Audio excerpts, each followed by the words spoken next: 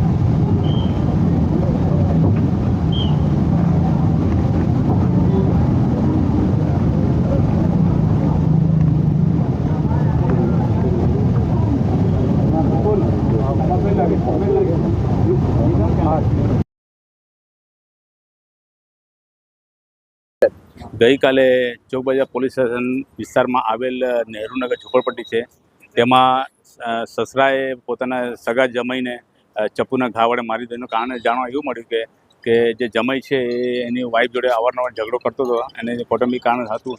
તેના લીધે સસરાએ ઉશ્કેરાઈને જઈને જમાઈને ચપ્પુથી મારી દીધું છે અને માર્યા પછી તે ફરાર થઈ ગયેલો છે. તે પછી ચોકબજાર પોલીસની અલગ અલગ ટીમો બનાવવામાં આવેલી છે અને મોડી રાત્રે પોલીસની ટીમ સસરાની ધરપકડ કરી છે. સર, કારણ બેસિકમાં શું આવ્યો છે? ઝઘડાને કારણ શું હતું? એ લોકોનું પેલું કૌટુંબિક વિવાદ એવું હતું કે ભાઈ પૈસાની લેતી દેતીનું હતું અને એ અવારનવાર જે સસરા છે કંઈ કમાતો નહોતો અને એની વાઈફ જે છે એને સસરાને પૈસા આપે એવું એના વરને કહેતી હતી, જેનાથી એ લોકોનો અવારનવાર કૌટુંબિક ઝઘડો થતો હતો. જેમને આવી